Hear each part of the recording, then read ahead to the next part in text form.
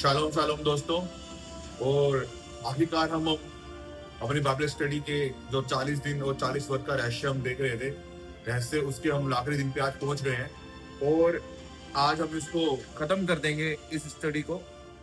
और ये Bible study जो है वो इमीडिएटली एक बार पंखा बंद कर देंगे प्लीज। तो इस बाइबल स्टडी को हम आज क्लोज करेंगे, मतलब इस विषय को। चैनल चलता रहेगा और स्टडीज आती रहेंगी। तो प्रियो, हमने जब ये बाइबल स्टडी शुरू करी थी पहले दिन से, तो हमने प्रेरित तो एक काम उसके पहले अध्याय उसकी तीसरी आयत से शुरू किया था और वहीं हम इसे खत्म करेंगे। आज मुझे डायरी लेके बैठना पड़ रहा है क्योंकि पूरे वीक का जो है इसमें हमें रिकैप भी देखना है और बाइबल के वचनों को भी देखना है। सो पहला प्रेरित तो एक काम पहला अध्याय उसकी तीसरी आयत में लिखा है कि उसने दुख उठाने के बाद बहुत से पक्के प्रमाणों को अपने आप को उन्हें जीवित दिखाया, प्रमाणों से अपने आप को उन्हें जीवित दिखाया और 40 दिन तक मैं उन्हें दिखाई देता रहा और परमेश्वर के राज्य की बातें करता रहा। और उनसे क्या हुआ, 40 दिन तक यीशु मसीह यहाँ था। हमने यहीं से शुरुआत करी थी कि 40 दिन और 40 वर्ष बाइबल में इतने महत्वपूर्ण क्यों है। तो यहाँ 40 दिन तक यीशु मसीह वहां था। मैंने पहली वीडियो अगर आप देखेंगे तो उसकी पूरी डिटेल आपको बताई है कि क्या हुआ था उस दिन। लेकिन बात यह कि आइए कि उस 40 दिन में यीशु मसीह ने क्या किया। हमने अपने जब पहले दिन से अगर आप देखेंगे, पहले दिन से अगर आप देखेंगे कि जो हमने मूसा के बारे में पढ़ा, जेनेसिस के बारे में पढ़ा, पहले दिन तो हमारा अध्ययन क्या था? पहले दिन का हमारा अध्ययन था जेनेसिस के बारे में, जिसका था कि प्रभु क्या करता है, 40 दिन के द्वारा रिफ्रेश करता है और प्यूरिफाई करता है अपनी क्रिएशन को। वो जो थी क्रिएशन जो थी वो सारी की सारी दूषित हो गई थी, लोग दुष्ट हो गए थे, परमेश्वर उन्हें देख के प्रसन्न नहीं था। तो इसके लिए परमेश्वर क्या कर रहा था, उन्हें प्यूरिफाई करने के लिए उसने उस 40 दिन के समय को ठहराया। और अब हम उन सातों चीजों को यीशु के जीवन से जो है देखेंगे कि यीशु ने भी वही सब किया, यीशु भी वही सब कर रहा था। वो भी उसे पूरा करके दिखा रहा था कि 40 दिन जो यीशु रहा, उन 40 दिनों में उसने क्या किया, उसने वही सब रिपीट किया। कैसे किया? हमने स्टडी करी थी जब पहले दिन की स्टडी, तो उसमें हमने देखा था जेनेसिस की किताब के अंदर से, उत्पत्ति की किताब उसके 7वें अध्याय की 4थी आयत से, कि परमेश्वर ने नूह को बोला कि अब से 7 दिन बीतने पे मैं 40 दिन और 40 रात तक मैं बरसाता रहूंगा। क्या कर रहा था वो? अपने पूरी क्रिएशन को रिक्रिएट कर रहा था और प्यूरिफाई कर रहा था। और अब क्या है, यीशु ने भी वही किया। अगर आप मेरे साथ निकाल सकते हैं तो अगर निकालेंगे, यूहन्ना की किताब उसका 20वां अध्याय और उसकी 19 से 21 आयत, और उसके बाद उसी यूहन्ना की किताब में उसका 20वां अध्याय और उसकी 23 आयत। अब यहाँ पे क्या हो रहा है, 19 से 23 तक आप पढ़ेंगे, वहां परमेश्वर यहाँ दिखाता है वो अपने आप को चेलों पे प्रकट करता है। और जब वो चेलों पे प्रकट करता है, सप्ताह का पहला दिन था, और उनको दिखाता है, उन्हें बोलता है तुम्हें शांति मिले, जैसे पिता ने मुझे भेजा वैसे ही मैं तुम्हें भेजता हूँ। यह कहकर उसने उन पर फूंका, उनसे कहा पवित्र आत्मा लो, जिनके पाप तुम क्षमा करो वह उनके लिए क्षमा किए गए हैं, जिनके तुम रखो वह रखे गए हैं। तो यहाँ यीशु मसीह क्या कर रहा था, इसकी पहले की घटनाएं आप देखोगे तो किसी ने यीशु मसीह के जिंदा होने की प्रतीति नहीं करी। मैंने अपने YouTube चैनल पे ईस्टर की वीडियो डाल रखी है, आप उसे देखेंगे। डिटेल में मैंने उसमें बताया है कि यीशु के चेलों को भरोसा नहीं हो रहा था, उल्टा प्रधान याजकों को और सिपाहियों को ये भरोसा हो रहा था कि यीशु जो है वो जीवित हो जाएगा और वो लोग झूठे ठहरेंगे, लेकिन उसके चेले उसकी प्रतीति नहीं कर रहे थे। तो यहाँ वो फिर से उनको रिक्रिएट कर रहा था। कैसे? वो जा रहा था उनके पास, जो उसने पूरे 3.5 साल में उनको बताया, दिखाया, सिखाया, वो उस पे मोहर लगाने जा रहा था। देखो कि मैं मर गया था परंतु अब मैं जीवित हूं, अब मैं तुम्हारे सामने खड़ा हूं। तो क्या किया उसने? रिक्रिएट किया उस सारे फेथ को जो उनके साथ रहते हुए, यीशु मसीह के साथ रहते हुए वो उन्होंने सीखा था, उन्होंने जो गेन किया था उस फेथ को। उसके बाद क्या? प्यूरिफाई किया उसने। जब हमने पहले नहीं कहा था कि उसने अपनी क्रिएशन को प्यूरिफाई किया। कैसे? उसने उनको बोला कि जिनके पाप तुम क्षमा करो वह क्षमा किए जाएंगे, और किए गए, जिनके तुम रखो वह रखे गए। तो वो उनको बता रहा था कि भाई तुम्हारे पाप क्षमा कर दिए गए हैं। यीशु मसीह ने यूहन्ना 6 में कहा कि तुम तो जो बातें मैं तुमसे कहता हूं उसके कारण शुद्ध हो। तो वो उनको बता रहा था, याद दिला रहा था कि तुम्हारे पाप क्षमा किए गए हैं, तुम अब शुद्ध हो। और इतने शुद्ध हो कि जब किसी के पास जाओगे, उसके पापों को, अपराधों को जब तुम क्षमा करोगे तो वो क्षमा किए जाएंगे। मेरे प्रियो, ये यीशु मसीह मेरे से और आपसे बात कर रहे हैं यहाँ पे, ये नए नियम की बात हो रही है। या वो मुझे और आपको रिक्रिएट कर रहा है, क्या बता रहा है कि मैं जीवित हूं, मरा नहीं हूं, तुम्हारे सामने कर रहा हूं, जो मैंने बोला था उसे करके दिखाया है।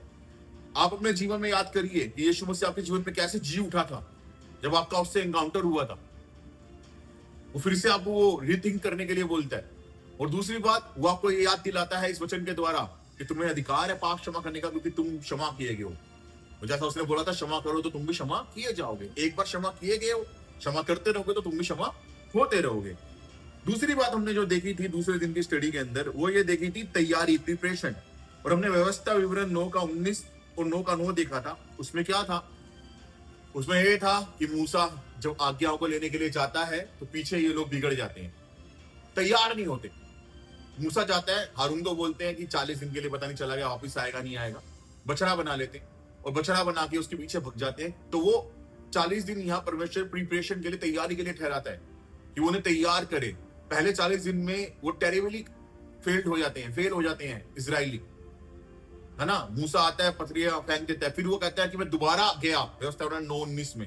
फिर 40 दिन और 40 रात प्रभु के सामने भूखे मुंह पर आड़ा। किस लिए? इसलिए कि तुम्हारे पापों के लिए क्षमा करूं, मांगू। तो क्या करता है प्रभु? 40 दिन वहां ठहराए परमेश्वर ने। और वही, अगर आप इसी प्रेरितों के काम पहले और 3 से 5 पढ़ेंगे, उसने बोला, 3 अब पढ़ चुके हैं, चौथे में लिखा है, और उनसे मिलकर उन्होंने आज्ञा दी, यरूशलेम को ना छोड़ो, परंतु पिता की उस प्रतिज्ञा के पूरे होने की बाट जोते रहो, जिसकी चर्चा तुम मुझसे सुन चुके हो। क्योंकि यूहन्ना ने तो पानी से बपतिस्मा दिया, परंतु थोड़े दिनों के बाद तुम पवित्र आत्मा से बपतिस्मा पाओगे। अब यहाँ क्या हो रहा है? यहाँ यीशु ने 40 दिन में प्रीपेयर कर रहा है, उन्हें बता रहा है कि तुमने यरूशलेम से भागना नहीं है, अभी तुम्हें यहाँ से जाना नहीं है, अभी तुम्हें यहाँ पर ही रहना है। यहाँ रह के बाट जोड़नी है, तैयारी करनी है पवित्र आत्मा को प्राप्त करने की। और वो पवित्र आत्मा तुम पर तब आ जाएगा, जो पवित्र आत्मा तुम पर आ जाएगा तो तुम उससे बपतिस्मा पाओगे। वो कह रहा है, जैसे व्यवस्था विवरण में प्रभु ने अपने नियम प्रकट किए, उनको तैयार किया अपने नियमों के लिए, यहाँ यीशु मसीह पवित्र आत्मा के लिए चेलों के हृदय को 40 दिन उनके साथ रहकर तैयार कर रहे हैं। आप देख रहे हैं कि कैसे मूसा के कार्य और यीशु के कार्य और परमेश्वर के पुराने नियम के कार्य यहाँ पे पूरे हो रहे हैं, है ना। इसलिए यीशु ने बोला कि व्यवस्था को लोप करने के लिए नहीं आया, पूरा कर रहा था। वो दिखा रहा था कि ये 40 दिन का समय आज भी उसी तरीके से ठहराया गया है आपके और मेरे। इसलिए तैयारी का समय कि हम वेट करेंगे, बाट जोए परमेश्वर की। मेरे प्रियो, इसलिए बाइबल 40 दिन और 40 वर्ष को ठहराती है, इसलिए कि हम बाट जोए परमेश्वर की, है ना। 40 दिन का समय, कई बार आप कई चर्चों में सुनते होंगे कि हम 40 दिन के उपवास में जाएंगे, कई लोगों से सुनते होंगे कि हम 40 दिन की स्टडी में जाएंगे। बिब्लिकल है ये, बाइबल के अनुसार है ये। अगर पवित्र आत्मा को अगुवाई करे, मैंने कहा था मैं आखिरी में इस सवाल का जवाब दूंगा आखिरी दिन, तो जवाब ये है कि 40 दिन बिब्लिकल है। आपको नहीं पता आपने कितने समय तक फास्ट करना है, आपको नहीं पता कि आप कितने समय तक परमेश्वर के आपसे साथ चाहता है, लेकिन बाइबल यहां बताती है 40 दिन का समय प्रभु ने ठहराया तैयारी का, कि जब आप उसके बात को, उसके दर्शन को आपसे बात करे, वो दर्शन आपके हृदय में डाले। 40 दिन उसके सामने ठहरिए, रुकिए। आपको लगता है कि परमेश्वर अगर आपसे बात करना चाहता है, क्लियरिटी के लिए आप उसके सामने रुकिए। ये बिब्लिकल है, बाइबल से बाहर नहीं है। तो ये दूसरी बात वहां पे पूरी हुई। तीसरी बात जो हमने अपनी स्टडी में देखी थी, तीसरे दिन की स्टडी के अंदर, वो ये थी कि रिवार्ड और अनॉइंटिंग। वहां हमने वो पैसेज देखा था, जब एलिशा को बोला गया, सॉरी एलिया को बोला गया कि 3 लोगों का, 2 राजाओं का और अपने लिए अपनी जगह पे जो है भविष्यवक्ता होने के लिए एलिशा का अभिषेक कर। तो वहां रिवार्ड मिल रहा था। एलिशा ने उससे पहले मृत्यु मांगी थी, लेकिन प्रभु ने उसे रिवार्ड दिया, उसकी पूरी मेहनत का, उसने जो प्रभु ने विश्वास योग्य क्या रिवार्ड दिया, उसे जीते जी ऊपर उठा लिया गया, रथाए और लेकर चले गए। और अनॉइंटिंग किसको मिली? उन दोनों राजाओं को और एलिशा को। तो 40 दिन का ये जो समय उससे पहले होरेब पर्वत पे बिताया एलिशा ने, तो वो किस लिए ठहराया? इसलिए कि वो लोगों को जाके अभिषेक कर सके और अपने रिवार्ड को प्राप्त कर सके। तो 40 दिन का समय परमेश्वर आपके लिए ठहराता है वेट करने का, कि वेट करिए कि प्रभु आपको रिवार्ड करे। आप जब मुसीबत में, एलिया मुसीबत में था, कह रहा था मार दे मेरे को, मुझे नहीं जीना, मेरे पीछे हाथ धो के पड़ी हो इजाबेल, कहां भागूंगा मैं। तो प्रभु ने 40 दिन बाद उसको रिवार्ड दिया कि उसे स्वर्ग में उठा लिया। और साथ ही 40 दिन बाद उन दोनों राजाओं को और एलिशा को भी रिवार्ड मिला कि उनका अभिषेक किया गया महान कार्य के लिए। तो ये 40 दिन बिब्लिकल है, फिर मैं बोल रहा हूं। उपवास में रहिए 40 दिन, प्रार्थना में रहिए 40 दिन जब आपको परमेश्वर से चाहिए, तो प्रभु आपको देगा। देखो बाइबल से बाहर नहीं है, हम नंबर लॉजिंग में बिलीव नहीं करते, हम किसी लकी अंक में बिलीव नहीं करते, हम बिलीव करते हैं बाइबल में। और बाइबल यहाँ सिखा रही है कि 40 दिन अपने आप को पवित्र रखो, 40 दिन उपवास में रहो, 40 दिन ठहरे रहो, 40 दिन प्रार्थना करो परमेश्वर से। यीशु यहाँ पे वो करके दिखा रहा है। क्या करके दिखा रहा है यीशु? कि यीशु वहां पर उनको वही सिखा रहा है जो वो एलिशा ने किया था। और यीशु ने क्या किया, हम तीसरे दिन की स्टडी अगर देखेंगे तो पेटो ए काम उसका पहला अध्याय उसकी 8वीं आयत में वहां परमेश्वर रिवार्ड दे रहा है एलिशा को और बाकी लोगों को, अभिषेक दे रहा है। यहाँ पे यीशु अपने चेलों से बोल रहा है, परंतु जब पवित्र आत्मा तुम पर आएगा तब तुम सामर्थ्य पाओगे, यरूशलेम और सारे यहूदिया सामरिया में और पृथ्वी के छोर तक मेरे गवाह होगे। यहाँ पर यीशु मसीह रिवार्ड दे रहे अपने चेलों को, अपने विश्वासियों को, जो 3000 जितने भी लोग वहां पे इकट्ठे थे उसको देख रहे थे, उनको वो रिवार्ड दे रहा है, उनको वो अभिषेक दे रहा है। कह रहा है कि रुको, और जब पवित्र आत्मा तुम पे उतरेगा तो तुम्हें वो रिवार्ड मिलेगा पवित्र आत्मा का, और साथ में ही तुम्हें वो अभिषेक मिलेगा जो तुम्हें चाहिए। और उस अभिषेक से तुम क्या करोगे? महान काम करोगे, पृथ्वी के छोर तक मेरे गवाह होगे। हालेलुया। तो 40 दिन यहाँ यीशु ये कर रहा था, रीजन था उसका 40 दिन के रहने, कारण था उसका 40 दिन रहने का, शुरुआत से, उत्पत्ति से लेके, और अब हम यहाँ तक देखने हैं 40 दिन में प्रभु यीशु मसीह जब तक पृथ्वी पर था 40 दिन तक उसने कैसे कार्य को किया। फिर आगे अगर हम पढ़ेंगे तो चौथे दिन की, अगर मैं तेज जा रहा हूं तो माफ करना, क्योंकि मैं चाहता नहीं कभी भी मेरी वीडियो बहुत लंबी हो, मैं चाहता हूं अच्छे से समझे। विश्वासियों 40 दिन हमें रुकना उसके सामने, किसके लिए? अपने रिवार्ड के लिए, अपने अभिषेक के लिए। उसके बाद चौथे में हमने पढ़ा छुटकारा। 40 दिन जब परमेश्वर ने ठहराए, न्यायों की किताब में 40 वर्ष ठहराए प्रभु ने, और दूसरा शमूएल में 40 दिन ठहराए। 40 वर्ष तब ठहराए जब पलिश्तियों के वंश में इजराइल था, और 40 साल बाद सैमसन आया, उनका छुटकारा किया, बड़ा छुटकारा। वीडियो को देखिए, उसमें पूरा डिटेल में चौथे दिन की वीडियो में।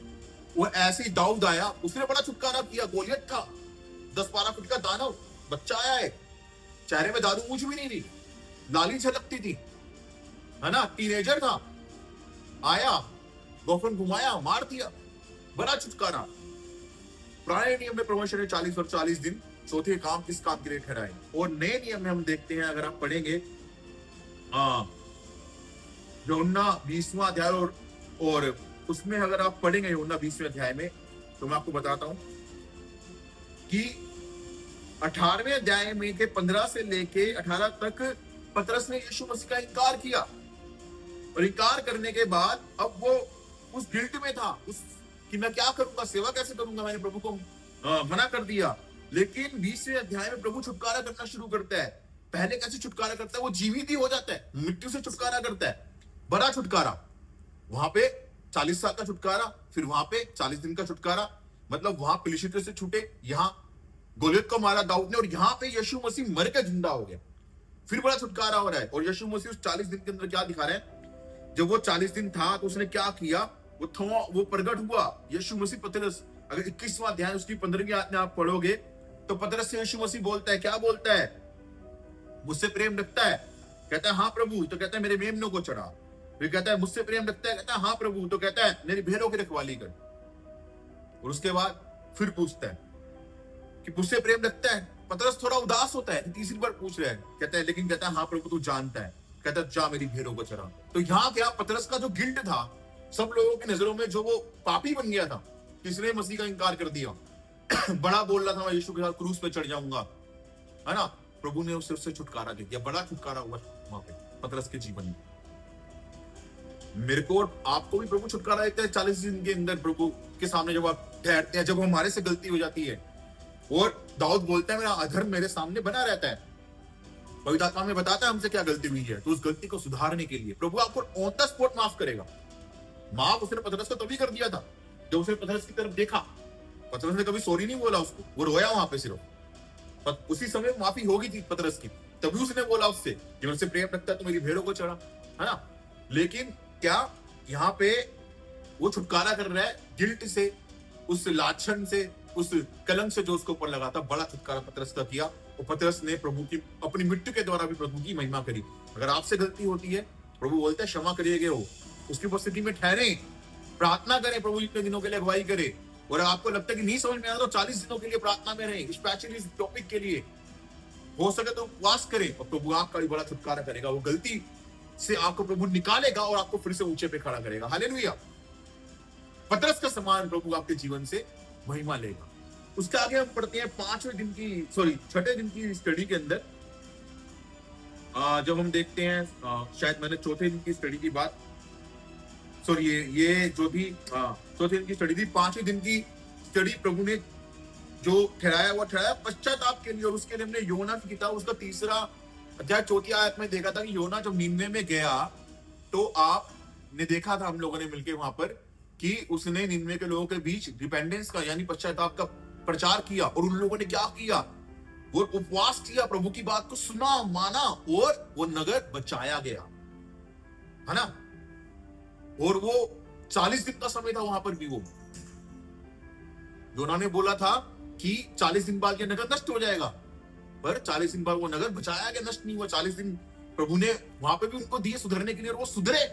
वहां के राजा ने प्रचार कराया कि मनुष्य तो क्या, पशु पक्षी तक जो है वो भूखे रहेंगे। वो सब वहां पे प्रभु करवा रहा था। इसके बाद अगर आप आगे देखेंगे तो क्या देखेंगे कि नए नियम में प्रभु ने क्या किया। इस छठे दिन के जो है पांचवें दिन की आयत में पश्चाताप के लिए भी हम पतरस को देखेंगे यहाँ पर दोबारा कि, और वहां क्या लिखता है प्रभु, अगर प्रेरितों के काम पहला अध्याय 6-7 वचन आप पढ़ेंगे तो यहाँ इस प्रकार से लिखा है, उन्होंने इकट्ठे होकर उससे पूछा, हे प्रभु क्या तू इसी समय इस्राएल को राज्य फेर देगा।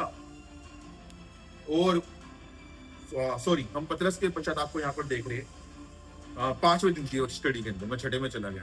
तो पांचवें दिन में क्या है कि वो प्रभु पश्चाताप जब कर लेता है पतरस, इसी बात में हम रहेंगे पांचवें दिन पे भी, और प्रभु उसे क्षमा करता है।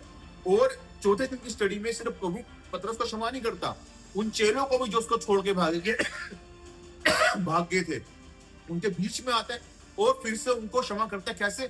जब वो चौथे दिन की बात कर रहा हूं मैं यहाँ पे, नाव में वो जाल डालते हैं तो कुछ नहीं मिलता, यीशु आता है, जैसे उनकी नाव में चढ़ता है फिर से वो 153 बड़ी मछलियों को लेकर आ जाते हैं।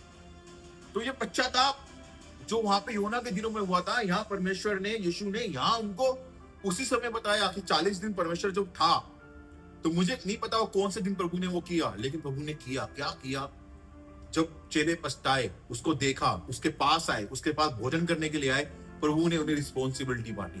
तुम क्षमा करो तो क्षमा किए जाएंगे पाप, है ना। वो पति के 28 में हम पढ़ते हैं, प्रभु ने उनको बोला, स्वर्ग और पृथ्वी का सारा अधिकार मुझे दिया गया है, जो तुम्हें देता हूं।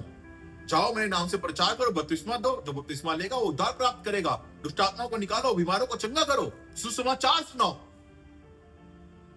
जब चेले पछताए और प्रभु के साथ संगति में आए तो प्रभु ने उनको ये वरदान दिया। मेरे प्रियो, तो वहां योना के ने जब प्रचार किया वो फिरे, यहाँ यीशु जब उनके बीच में आया तो यीशु के और फिरे। अगर छठा दिन की जो स्टडी थी, छठे दिन की स्टडी में क्या था, वो था प्रभु टेस्टिफाई करता है नम्र बनाने के लिए और धीरजमंद बनाने के लिए और अधिकारी बनाने के लिए।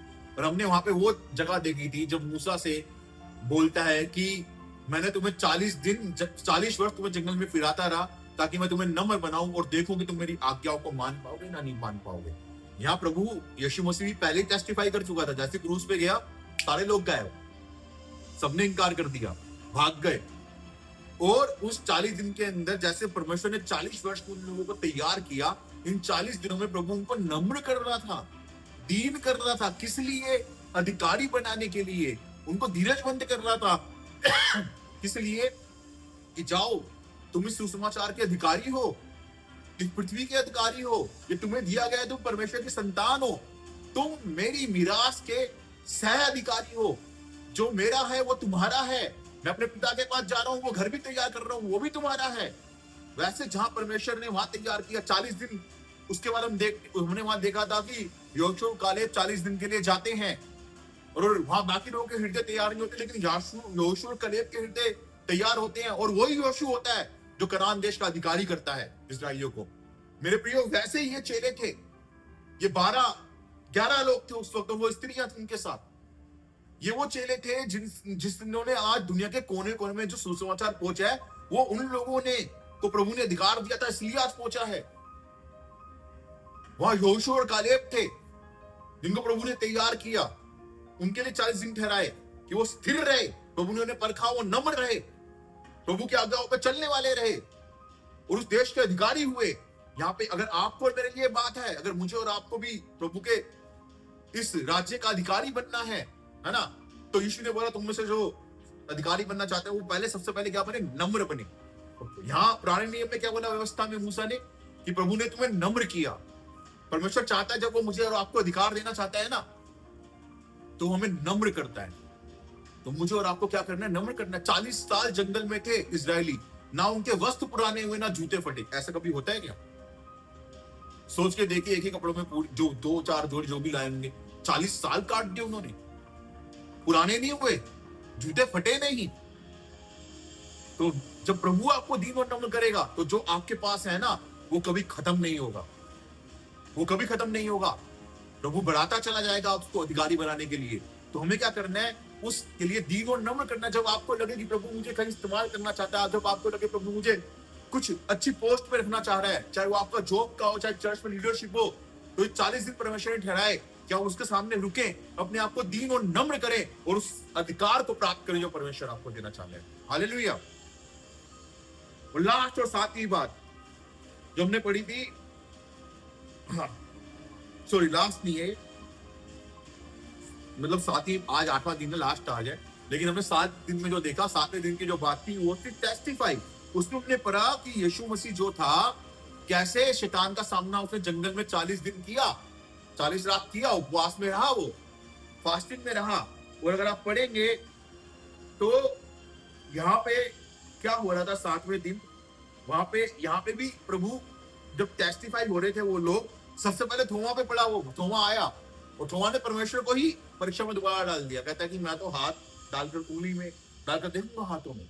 यीशु ने उससे बोला तू बिना देखे विश्वास, तू देख के विश्वास करता है, धन्य है जो बिना देने के विश्वास करते हैं।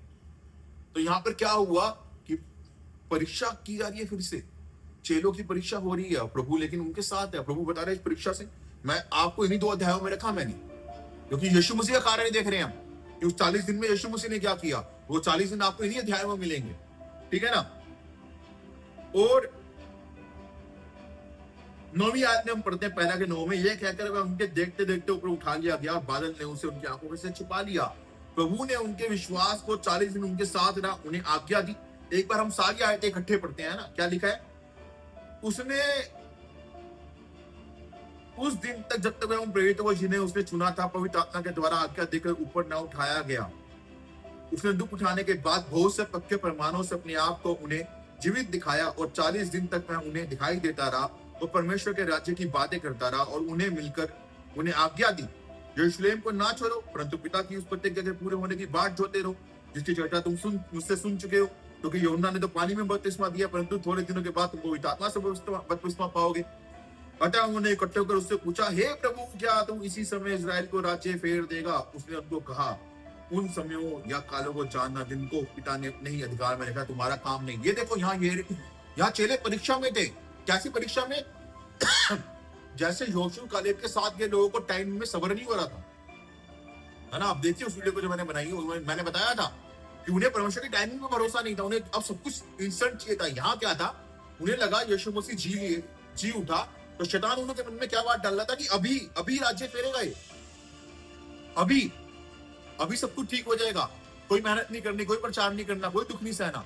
लेकिन प्रभु ने, क्योंकि वो 40 दिन की परीक्षा यीशु ने दी थी, मैंने कहा हमारे लिए वो परीक्षा यीशु ने पास कर ली थी, यहाँ उन चेलों के लिए भी पास करी थी। और वो उनको बता रहा था कि भाई 40 दिन जब मैं था तो यही हुआ था मेरे साथ भी, ये दुख उठाना पड़ेगा, सुसमाचार प्रचार करने के लिए भूखा रहना पड़ेगा, शैतान आएगा, लालच देगा, टेम्पटेशन आएंगे, डराएगा। और डरा रहे थे लोग उनको। चेले परीक्षा में थे। कैसे?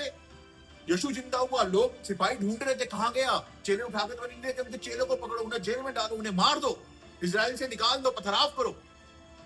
चेले भारी परीक्षा में थे। परंतु यहाँ पे क्या, उस टेस्टिफाई के अंदर कौन उनके साथ था? यीशु मसीह। जैसे शद्रक, मेशक, अबेदनेगो के साथ था वो भट्टे के अंदर, यहाँ उन 11 के साथ था। उन स्त्रियों के साथ था, उन हजारों के साथ था जो वहां लोग खड़े थे। और उन लोगों के देखते देखते जब उसने इस परीक्षा से उनको उत्तीर्ण होने का मंत्र दे दिया, क्या मंत्र दे दिया? उनको बोला कि 8वीं आयत में, पहले तो 7वीं आयत में उसने उनके सवाल का जवाब दिया। क्या उसने उनसे कहा, उन समयों या कालों को जानना जिनको पिता ने अपने अधिकार में रखा तुम्हारा काम नहीं, परंतु जब पवित्र आत्मा तुम पर आएगा तब तुम सामर्थ्य पाओगे और यरूशलेम और सारे यहूदिया और सामरिया में और पृथ्वी के छोर तक मेरे गवाह होगे। तो यहां उसने उनको परीक्षा पास करवाने का मंत्र दिया, और जैसे वो खुद निकला था वैसे उनको परीक्षा में स्थिर खड़ा किया, ऐसा स्थिर खड़ा किया कि मरते दम तक वो दोबारा कभी गिरे नहीं मेरे। तो यदि आपको लगता है कि आप ऐसी परीक्षा में हो, चारों तरफ से मुसीबतें आ रही हैं, लोग आपको प्रताड़ित कर रहे हैं यीशु को मानने के लिए, या आपके जीवन में कर्जा आ रहा है, बीमारी आ रही है, तो चाहिए 40 दिन के लिए परमेश्वर के पास। उसे बोलिए मुझे वही सामर्थ्य चाहिए प्रभु जिस सामर्थ्य से तूने शैतान का सामना किया था, क्योंकि तू जीत चुका था इसलिए मैं भी जीता हुआ हूं। हालेलुया। तो ये है 40 दिन और 40 वर्षों का रहस्य जिसे आज हमने खत्म किया इस बाइबल स्टडी के अंदर। 40 का एक बार और बाइबल में यूज हुआ है, लेकिन वो दिनों और वर्षों के लिए यूज नहीं हुआ। अगली वीडियो में देखेंगे वो किस चीज के लिए यूज हुआ, और वो बहुत बड़ा रहस्य है। मैंने जब उसका प्रचार किया कुछ ग्रुप्स के अंदर, तो लोगों ने बोला कि हमने कभी सुना नहीं था पास्टर जी ऐसा हुआ। मैंने कहा मेरी भी कुव्वत नहीं, मेरी भी काबिलियत नहीं, पवित्र आत्मा ने बताया और मैंने आपको बताया। पवित्र आत्मा ने मुझ पर प्रकट किया, मैंने आप पे प्रकट किया, और मैं वो 40 दिन का मुझे यूज हुआ है आपको स्पेशली दोबारा से बताऊंगा उसके बारे में कि वो कहाँ यूज हुआ। वो दिनों के लिए यूज नहीं हुआ, वो वर्षों के लिए यूज नहीं हुआ, लेकिन आज 40 दिन और 40 वर्ष के रहस्यों को हमने खत्म कर दिया है। अब हम जानते हैं क्यों वो इतने महत्वपूर्ण है। आप इस स्टडी की पूरी वीडियोस को देखें, अगर आपने नहीं देखी है आप समझ पाएंगे। चैनल को सब्सक्राइब करें, वीडियो को ज्यादा से ज्यादा शेयर करें, ताकि परमेश्वर का प्रकाशन लोगों तक पहुंच सके। मेरे प्रियो, मुझे अपने चैनल के फ्लो जो है सब्सक्राइबर बनाने का लालच नहीं है, परमेश्वर के वचन के प्रचार करने का लालच है, क्योंकि ये जरिया उसके प्रचार करने का। अगर परमेश्वर आपको अगुवाई करे प्रार्थना में कि मेरे चैनल को सब्सक्राइब करे, तो करें। मेरे लिए मत करें, प्रभु के लिए करिए। मुझे कुछ नहीं, मेरा परमेश्वर मेरी हर जरूरत को पूरा करता है अपने स्वर्गीय भंडार से, इसलिए मुझे नहीं जरूरत, मेरा परमेश्वर पूरा करेगा। लेकिन ये रेवलेशन लोगों तक पहुंचे, इसलिए मैं बोलता हूं आप शेयर करें और सब्सक्राइब करें। और यदि आपको कोई प्रार्थना का विषय हो तो जरूर मुझे के साथ शेयर करें और हम उसे प्रार्थना में रखेंगे। प्रभु आप सभी को आशीष दे। Shalom shalom.